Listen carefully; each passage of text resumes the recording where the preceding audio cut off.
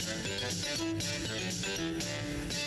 barnyard is the place to be, full of story fun for you and me. Bob and his buddies here to share with you lots of adventures to tell about, it's true. Farmer Bob loves reading stories, yes sirree, and he loves reading stories to all who please. So join him and his buddies for so grand a time. Once you see us, you'll tune in all the time. Come see, meet me, much fun. Now's done, read us a book. Come, take a look. The barnyard is the place. See you there.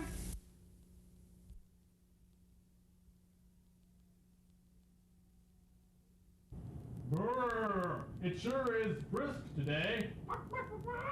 Sure has cooled down. That's because it's November and it's almost winter. Hey, where's Wilber? I'm here. It's just too cold out for me. Wilber, you have to come out. We're going to do all kinds of neat things today. Like what? Farmer Bob's not even here yet. Yes, I am, Wilber. If you'd just come out, you'd see me. Come on, Wilber. Don't be such a chicken. Chelsea, you are so funny. But I know how to get Wilber out. Oh, Wilber, we're going to talk about Thanksgiving today.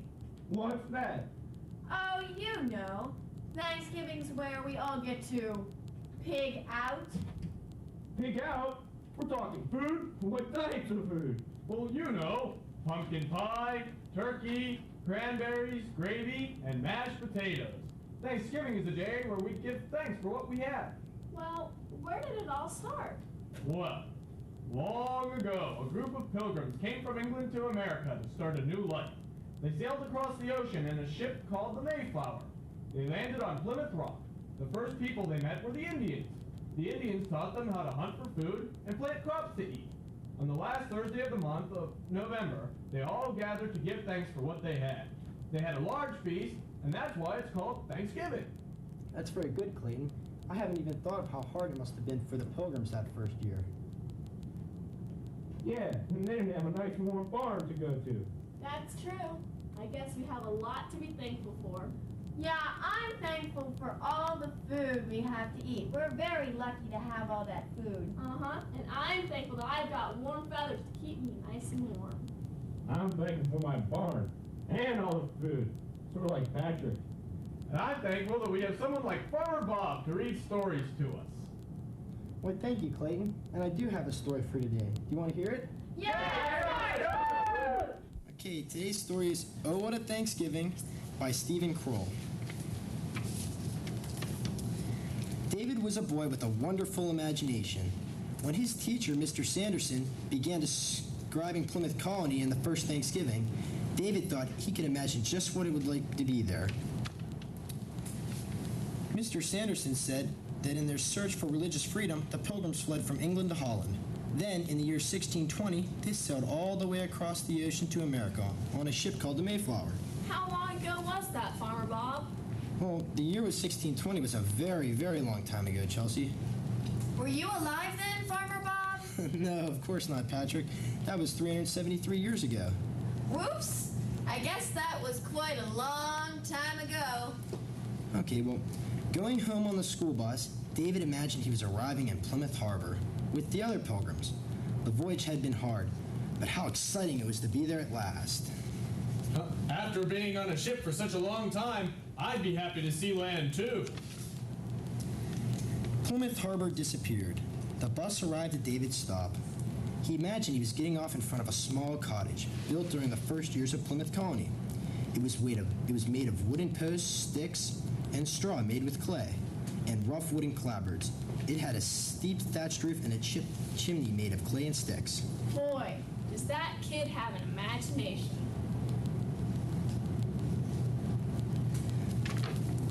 But the cottage disappeared, and there was David's house. It was big and white. Down the steps came David's father. "David," he called, "come help me get the turkey for Grandma." "Okay," said David. Did he say turkey? Wilber! David and his father walked toward the car. Dad, said David, why do we eat turkey at Thanksgiving? Well, said Dad, your mom likes turkey, I like turkey, everybody likes turkey. Don't I know that? I know. David imagined he was off to hunt wild turkeys for the first Thanksgiving. It was a lot more fun than going to the supermarket. David steadied his musket as he entered the woods. The car pulled into the shopping mall parking lot. Come on, said David's father. Let's hurry. They went into the supermarket. They walked down the long aisles filled with food. I bet the Pilgrims would have liked something like this, said Dad. I don't think so, said David. I think they like doing the harvesting themselves. David imagined he was helping gather corn for the first Thanksgiving. The sun was shining and everybody was happy. Are you happy when you pick corn, Farmer Bob? Actually, picking my crops at the harvesting does make me happy, Why is that, Farmer Bob? because it reminds me of all the wonderful things that I've cooked for all of you. Okay, many pilgrims have died during the past winter, but their survivors were well and the first harvest was bountiful. There was much to celebrate, much to be thankful for. Oh, David, said Dad, pick out a can of cranberry sauce, would you please? David went to the shelf and picked out the smooth kind, the kind that slid out in a lump the shape of the can. He handed the can to his father. Said Dad, this is fine, but Grandma likes the whole berries. Better get one of those too.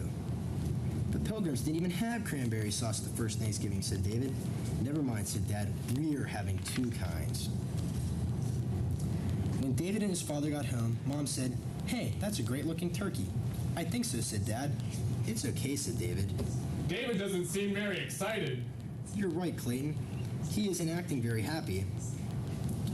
What's the matter, David? Asked Mom. Aren't you excited about Thanksgiving? I guess so, said David, but it's not going to be a real Thanksgiving. Not like the Thanksgiving the Pilgrims had. But everyone's coming, said Mom. Uncle Ned will do card tricks. Aunt Reason from Omaha. And don't you want to see your baby cousin Catherine? Come on now, help me get the turkey ready. But David wasn't convinced. As his mother bustled around the kitchen, he imagined her cooking in his Plymouth cottage. The fire was on the stones under the chimney. They would keep the coals burning all night.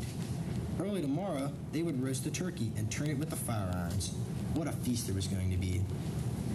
David's mother was wearing a cap, a white collar, and an apron over her long skirt. She had to be careful to keep her skirt out of the fire.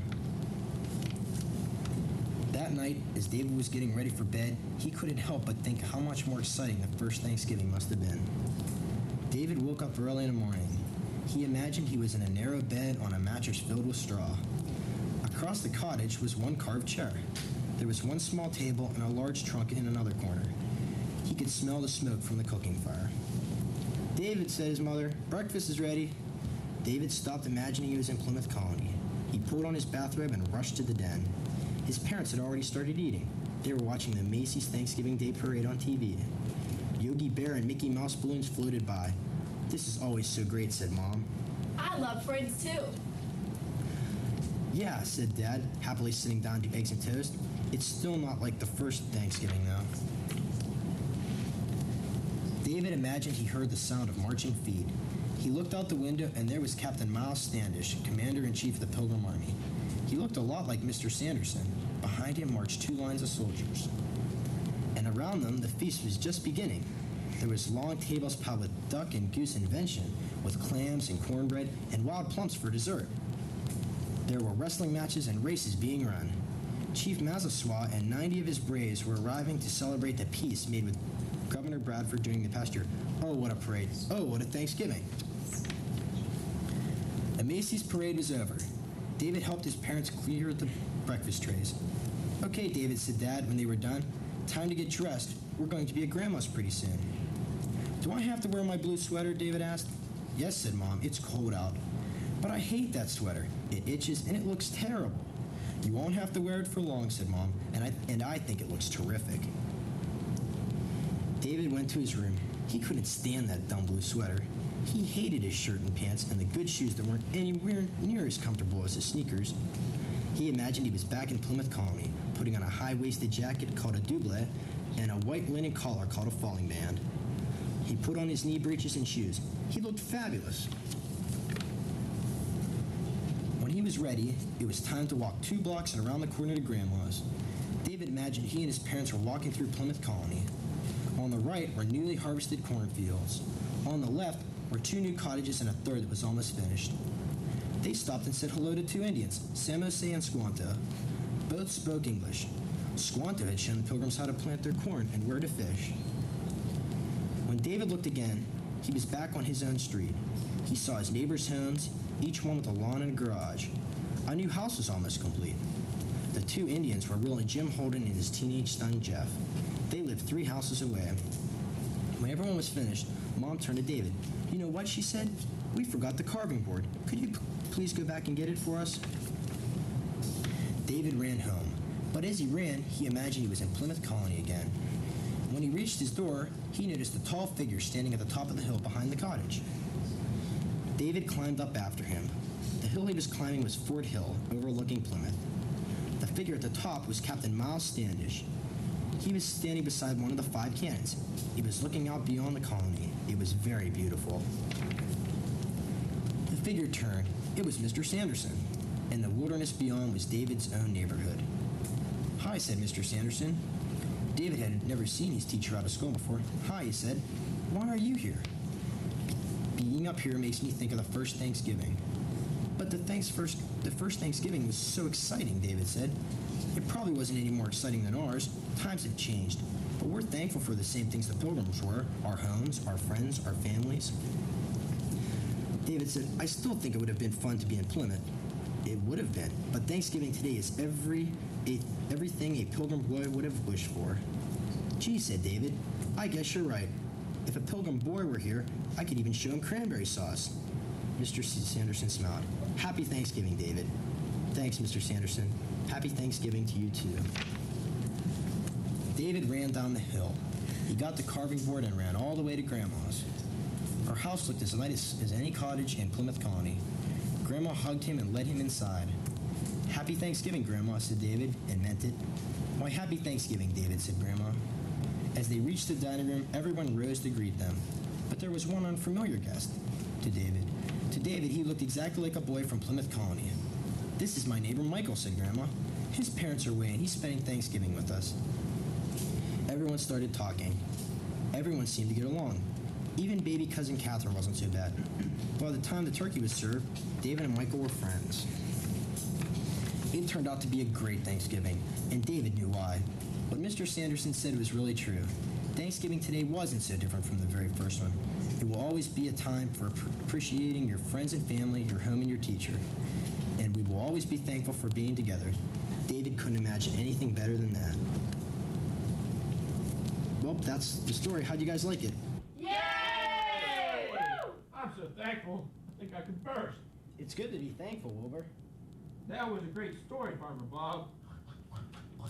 It sure was me, Farmer Bob. What are we going to do now? Well, since Thanksgiving is coming soon, I thought we could make place cards for everyone. A place card, yeah. That way everyone will know exactly where to sit at the dinner table. How can we make them, Farmer Bob? Remember, Patrick? You made them last year.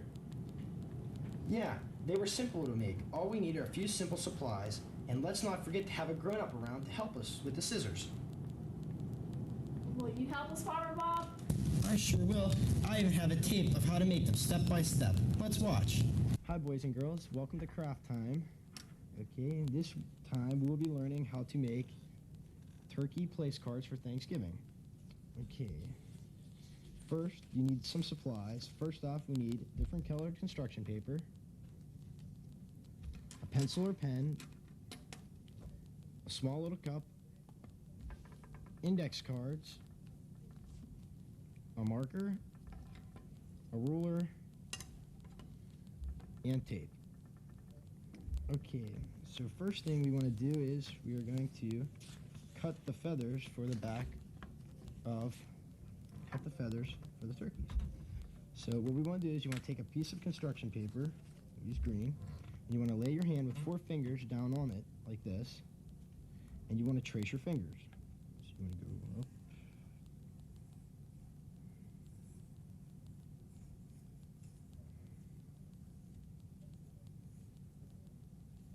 Okay, after you've done trace your fingers, get a grown-up or an older person to cut the fingers out for you.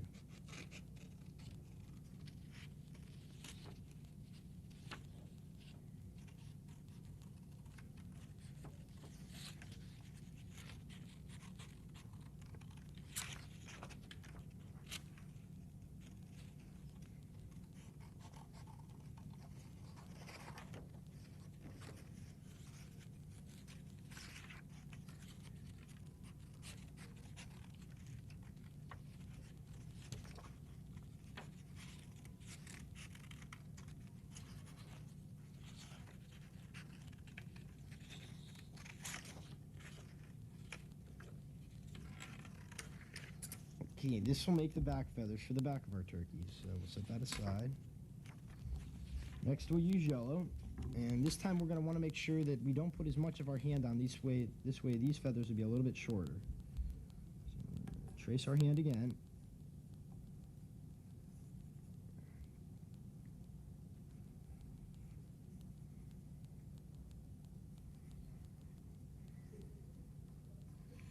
And again, have a grown-up cut them out for you.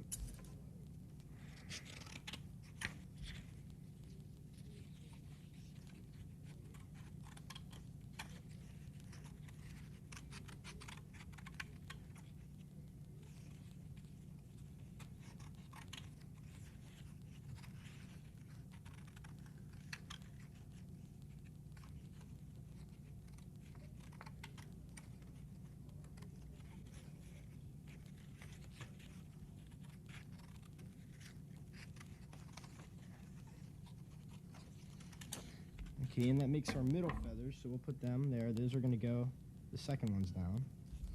And then we're going to take a third piece of paper and make the third group of feathers, and these ones are going to be the shortest. So we'll just put a little bit of our fingers on there. We're going to trace them.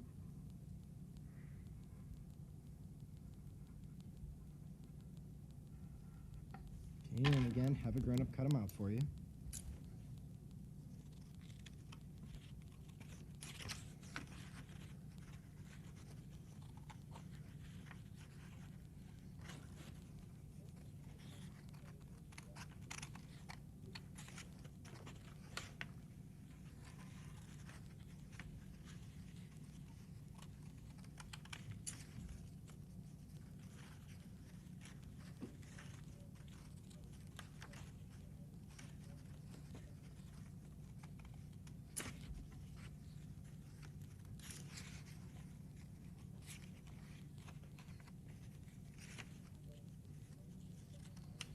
Okay, and that makes our third group of feathers.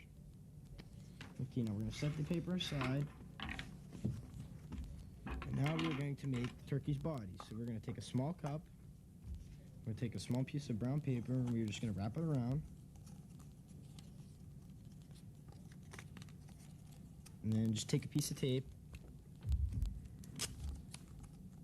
and just put it on the back, and that'll hold the body together. Okay, we're going to put that over there. Next, we want to cut out the turkey's head and his wattle. Okay, I already cut out the head, and the wattle is just a little red piece that hangs down by the turkey's chin. So put that there, and you're going to want to cut, you're going to want to draw turkey, give the turkey some eyes.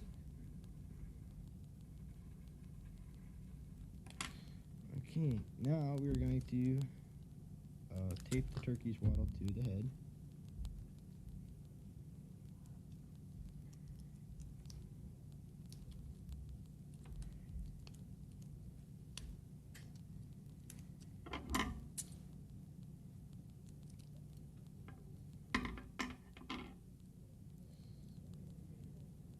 Okay, and now the turkey's head's down.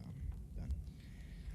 Next, we are going to take the turkey's body, and we are going to take the longest group of feathers, which is the green ones, and we're going to curl them around and tuck them in the back.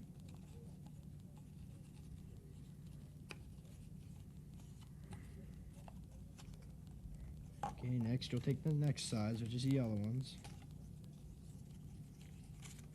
Slide them in through the back.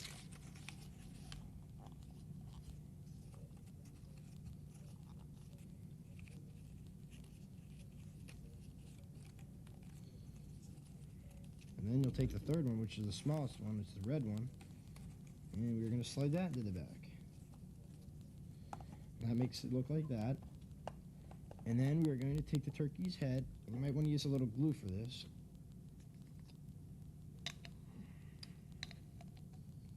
Just put a little thing of glue on the back of the turkey's head.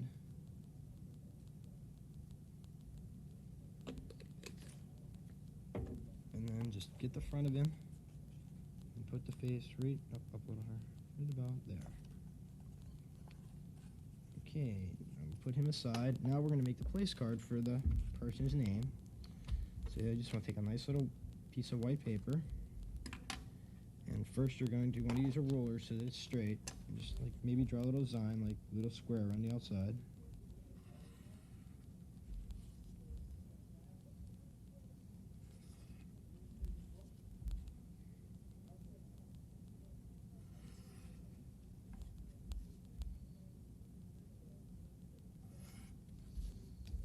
Okay, and then you're going to take a marker. Just draw a little line around the outside just to make it look colorful.